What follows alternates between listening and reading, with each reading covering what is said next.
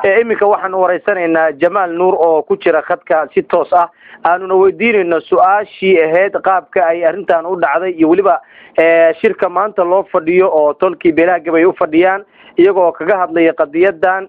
wiilkii lagu dilay magaalada Ceerigaabo. Jamaal may maqashaa? waa ku maqlaa.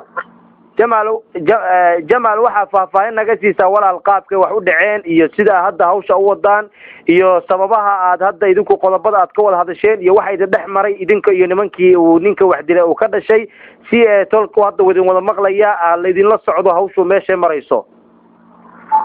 walaal waxa weeye hawshu waxay ka bilaabatay wiilka la dilay isaga ayaaba gurigiisa ayuu ku nolaan jiray ilaa 3 sano isaga ayuu ka tirsanaa hadduu ka tirsanaa uu gurigiisa joogi jiray maalmaha kamida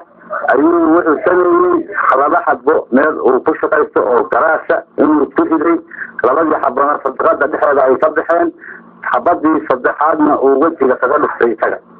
magarat waa gar ماذا dabadeed hadii halka ninkii la qabtay gacan ku dhiilaha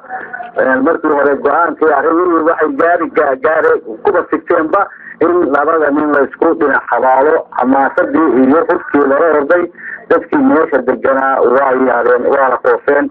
haddana waxay la ka darsan yihiin oo isleeyihiin show idinka waxay ka laayeen ardayga midka u socon ee ranjiro ay idin weynaatada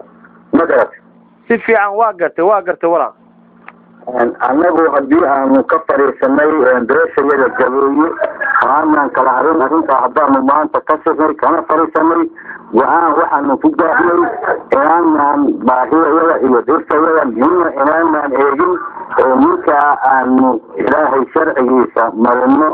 jiiskana geeyo ayaanu go'aan ku gaarnay si aan xabad ugu soo foortaa ay noola joogsato ugu soo hoorayana gadaal nooga noqdo ayaanu go'aan ku gaarnay ilaahay idankiina waxaanu ka rajaynaynaa intaas dhibtii uu geystay middan waa cawaaqibkeeda in la mariya magarat waa gartay walaal waa gartay waxa weeye arrintaani waa arrin muhiim ah waa arrin maanta dadka beelaha gabooye dhammaantood meel kasta ay ka joogaan caalamka ay la wada socdaan dhammaan odayaashiina meesha jooga haddii aad awoodid ina iga magacowdid ilaa 6 oday oo mas'uul ah intaas ayaan ka codsan lahaa may maqlaysaa walaal waxaa dhacay taayantii ninka la dilay nin beesha gabooye kamida jilka toonada kamida ayaa waxa u yiri mudara wuxuu yiri hebelow kaaisaanjiyakan ii soo saar oo ii hagaaji ninkii feer iyo haraati iyo cagbu kala gaaray waana jirayey wuxuu oo meesha yaal bal aniga waxaad leedahay taangiyo in laxaanad aniga dhiigiga meesha yaal halkaasay marxaladu gaadhay waa si fiican baan ku maqalnaa walaal si fiican baan ku maqalnaa marka waxa weeye anagu dadaalkayada iyo awoodayada tawreed rabbiga iskale waxaanu tunidaysanaa cadowga indhaha nagu eegaya sida foosxun ama sida daran noola dhaqmaya in aanu odud iska siinaa iska garabsanaa iska kaasanaa haddii aanu mar kala daadanay aanu soo celinaa dhaqankii awoowayaashayo ay ku dhaqmi jireen cudurda ay isku haysteen ninka iyo midnimada ku reexeen kii ayaanu hadda soo noolaynay iyadii baanu wadnaa beesha gabooye hadday gardood jidho hadday badax jidho hadday bari jidho hadday koofur jidho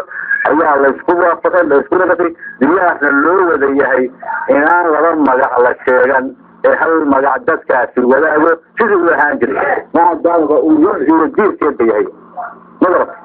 walaal waa gartay arrintaas waa arrin lagu farxo maadaama ay beesha naateed ay ku beertay beelaha gabooye maadaama arrintan awal gabooye kamadan la isku haystay iminka si ay shakigii ay ka baxday oo dadkeeni halka magac wada qaateen isku mid ay ka yihiin sidaad la socotaan jaaliyada fara badan baanu ka asaasnay ilaa Norway ilaa Saudi Arabia ilaa Mareykanka oo kulligood magacaas beesha gabooye loogu magac daray oo loogu wanqalay marka walaal waxa way wareysiga aad nasiisay aad ayaad ugu mahadsan tahay ugu dambeystii waxaan ku weydiin lahaa anoo hadalka soo koobaya iminka qadiyada nu ka wada hadlaynay oo nu ku soo wacnay waxay ahayd walaal sidii aad ka yeeli lahaydeen ninkan go-aanka rasmiga nihayada aad ka gaadheen inaad mar labaad noogu soo celisid ayaan jeclaan lahaa adigoo tolkoo dhan wada maqashiinaya ma garad dhibta waxaa go-aankayadu yahay aanu ku gaarnay iskuna waafaqnay sul iyo saxiixna iskaga qaadnay dhibtaa maanta dhacday dhimashada foosha xun ee darbafada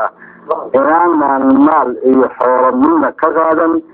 ninkaas gacantidigaha shareecada islaamka inaan marano ayaanu ku gaarnay beeshayada gabooye annaga oo isku dhan ama isku midaba ma garad aad ayaa u mahadsan tahay kaasi wuxuu ahaa Jamaal Nuur oo aynu kala hadlayay magaalada Ceerigaabo goobjoogna ka meeshii uu shirku ka socday